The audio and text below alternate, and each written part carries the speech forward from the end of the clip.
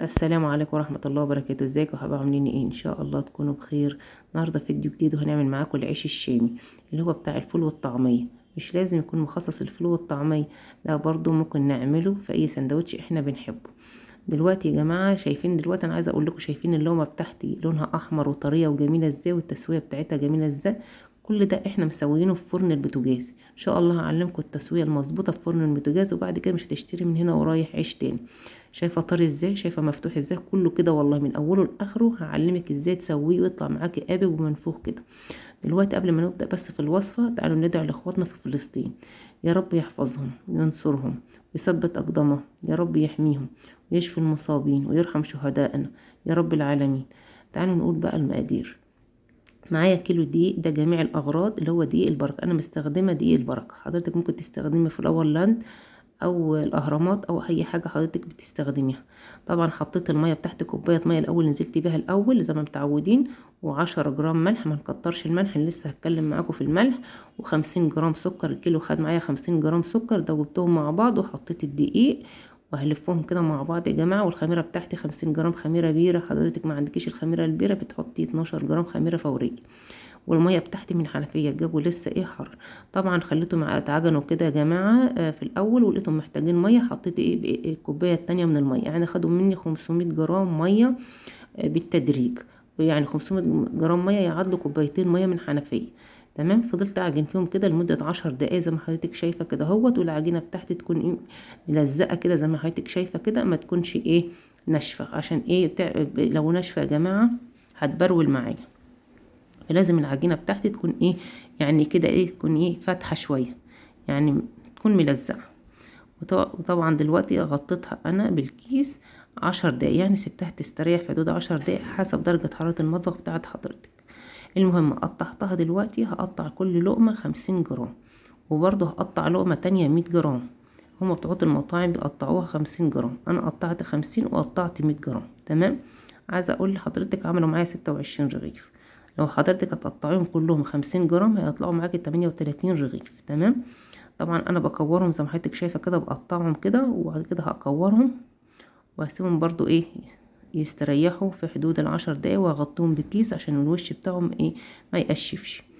وطبعا اقول لحضرتك ازاي انا بلف ايه ببرمها ازاي. زي قطعة السرة كده بلمها كده اهوت للبنات اللي لسه مبتدئة، بلمها لا على الرخامة لا على ايدي. ودي تيجي من الممارسة يا جماعة، طول ما انت ايدك في الحاجة تيجي من الممارسة، طول ما انت بتحبي العجن وبتحبي المطبخ ان شاء الله هتتعلمي كل حاجة. شايفة بقولك ازاي بالصبع الصغير انا بلفها.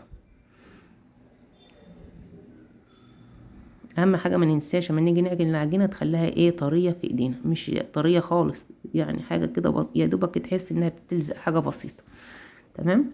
مقدار الميه اللي مديهولك مظبوط. طبعا هغطيها في حدود ال10 دقايق بالظبط، وبعد كده ايه اغطيها بكيس عشان ايه ما تقشفش عندي ايه العجينه. طبعا دلوقتي انا بوسع لنفسي كده، اهم حاجه لما اجي اعمل المخبوزات اوسع لنفسي كده عشان اخد راحتي واعرف اعمل ايه، افرد الرغيف او افرد ايه للمخبوزات بتاعتي. طبعا برش الدقيق كده اهوت. انت رشيت الدقيق كتير عادي يا جماعه، انا ايه بتحكم في الدقيق وبنفضه. اما حضرتك هترش رشه دقيق بسيطه لو لسه مبتدئه في المطبخ. طبعا انا بفرد لك من النص على بره، اهم حاجه شايفه طريقه الفرد. وطبعا في الاخر انا هنفض لك الدقيق دوت من الرغيف خالص، عشان ما يخليش الدقيق الرغيف معاكي مجير، لونه مجير ومش حلو. الدقيق كده هيبقى ملطع في الرغيف ومش هيخليه حلو. فانا شايفه بعمل لك ايه، بنفضه لك خالص من الدقيق، تعملي الحركه دي. تمام.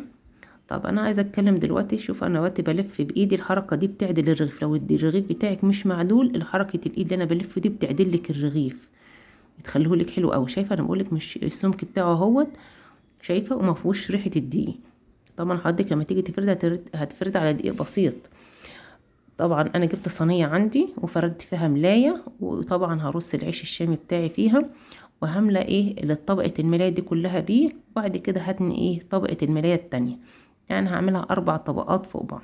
تمام. بين كل طبقة وطبقة رقة عيش، طبقة عيش.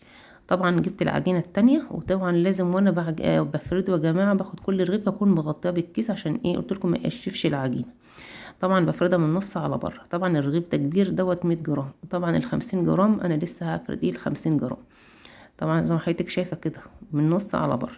طبعا انت حضرتك قلت لنا هتتكلمي عن الملح. طبعا الدقيق دوت يا جماعه جميع الاغراض، جميع الاغراض انا حطيت له 10 جرام ملح.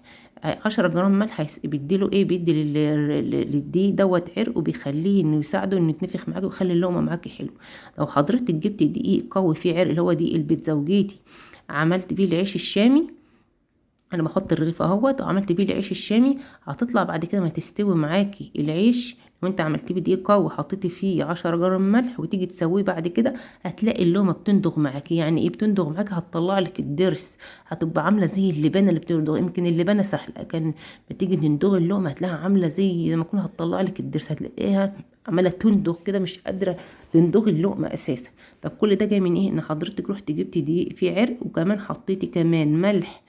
الملح بيدي عرق، فحطيتي عملتي بالدقيق في عرق وحطيتي كمان ملح عمل لك عرق، فخلى اللقمه بتاعتك تندغ معاكي زي ما كنت سنك هتتخلع. فهي ديت الاخطاء اللي دواما ستات البيوت بيقعوا فيها ويقولوا احنا مش عارفين نعمل العيش الشامي. طب احنا نعمل ايه؟ احنا نجيب الدقيق يا جماعه، نتاكد الدقيق بتاعنا ما يكونش دقيق قوي، لو دقيق قوي ما نحطش فيه الملح. طب خير الامور الوسط، نعمل ايه؟ احنا مش عرفنا ان الدقيق ده قوي ولا الدقيق دوت ضعيف. الدقيق القوي يا جماعة بيبقى غالي، الكيلو ب30 جنيه، لكن الدقيق الضعيف بيبقى الكيلو من 16 ل17 جنيه. تمام. طب انت برضو ايه شاكة فيه؟ طيب هتحطي على الكيلو الدقيق 5 جرام ملح. ال5 جرام ملح هيخلوا معاكي اللقمة حلوة لو انت شاكة في الدقيق بتاعك ان هو قوي. تمام. انا دلوقتي بفرض دلوقتي اللي هي اللقمة 50 جرام. تمام. بقول لك ايه، ما فيهاش دقيق، دي انا ما حطيتش فيها دقيق، شايفه اصل انا استريحت وما حطيتش فيها دقيق كتيره، فبقول لك نفضتها برضو.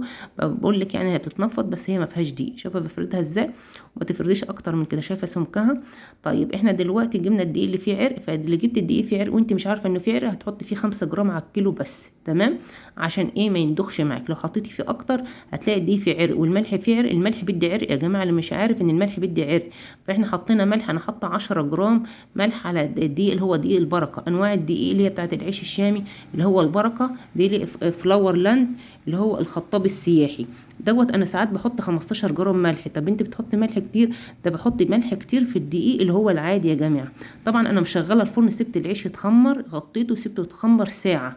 ساعه يا جماعه، ما تستعجلوش عليه.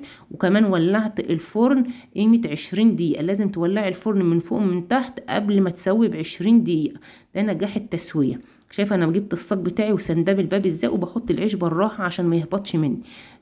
تمام يا جماعه، شايفين واضح؟ باخد الرغيف بالراحه اهوت وبحطه في الصاج. طبعا انا سخنت الفرن قبل ما احط العيش ب20 دقيقه من فوق ومن تحت. ولعت له الشوايه، والشوايه عاليه والفرن عندي عالي من تحت اعلى درجه.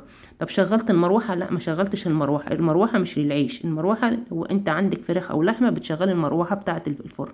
دلوقتي شايفه هو خد اللون ازاي؟ بقول لك شايفه خد اللون ازاي؟ الفرن عندي سخن. لما تلاقيه وصل السخونه ديت بتهدي الحراره، بس بتهديها امتى؟ لما اول ما تلاقي العيش بتاعك اتنفخ بتهدي الحراره سيكه.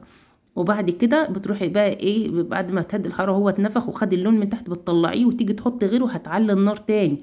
اول ما يتنفخ معاكي تهدي الحراره شويه من تحت من تحت. ليه؟ عشان ايه؟ بيبقى الصاج عندك سخن حامي. شايفه لون العيش بتاعي ازاي؟ الارضيه ومنفوخ ازاي من اول رغيف لغايه اخره يا جماعه، والله العظيم منفوخ زي ما حضرتك شايفاه كده اهو. طبعا في جبت الدقيق العادي هتحطي فيه 10 جرام ملح، لكن لو جبت الدقيق اللي فيه عرق ما تحطيش غير 5 جرام ملح يا جماعه عشان ما يندخش معاكي. دي نقطه مهمه. شايفه العيش؟ انا قافله الباب وبوريك العيش بتاعي اتنفخ وانا قافله الباب. ضروري قفله الباب دي يا جماعه هي اللي بتنفخ لي برده ايه؟ العيش عشان ما تطلعش الهواء. الهواء طول ما هو مكتوم الباب قافله فكاتم الهواء. طب الرغيف بتاعي دوت اما عدلته تحت الشوايه لازم احطه تحت الشوايه عشان يكمل النفخان. كان الاول مش طايله الشوايه، فايه الشوايه لما طالته لان انا بعدله فالشوايه طلته ونفخته. تمام. انا بعد ما يبقى احس انه ابتدى ياخد اللون من تحت بروح فاتحه الباب كده وعدلاه، اعدله كده بالاسباتيولا او اي حاجه كده عشان ايه؟ الشوايه ايه؟ تلقطه وتديله ايه؟ اللون، وتساعده ان هو ينتفخ معاك. شايفه انا بعدله ازاي؟ ده كان اخر رغيفين. وانا نسيت الملح بقى يا جماعه. الملح بتحطوه على الكيلو الدقيق اللي هو جميع الاغراض. يعني هتحط 10 جرام من 10 15 جرام ملح. انا حاطه 10 جرام. طب في الدقيق القوي اللي هو بتاع البيتزا اوعي تحطي ملح خالص لو انت هتعملي بالدقيق القوي بتاع البيتزا عشان ما يبقاش يدي معاكي عرق وتيجي تندغي. شايفه التسويه بتاعتي؟ انا هديت الفرن بقى في الاخر، فشايفه يا دوبك اداله لون بسيط ازاي. هو كان اخر رغيفين. تمام يا جماعه. لو هو كده استوى، شوفوا بقول لك استوى ازاي وبقى رغيف جميل ازاي. دي تسويه الفرن البوتاجاز. من هنا ورايح مش هتشتري عيش تاني، ولا تقولي بقى فرن من اللي هو العرايشي ولا اي حاجه، فرن بوتاجاز. شايفه العيش بتاعي ما شاء الله عليه. ما تنسوش بقى اللايك والاشتراك في القناه، واللي لسه ما اشتركتش تشترك. السلام عليكم ورحمه الله وبركاته. السلام عليكم. لا تنسوا الاعجاب بالفيديو والاشتراك في القناة تشجيعا لنا لنستمر بنشر المزيد ان شاء الله.